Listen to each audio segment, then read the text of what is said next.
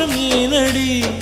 பிழையான வார்த்தை போல வாழ்ந்து வந்தேனே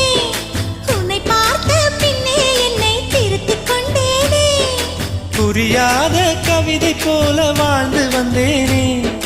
அவையாவும் முந்தன் கண்ணில் அர்த்தம் கண்டேனே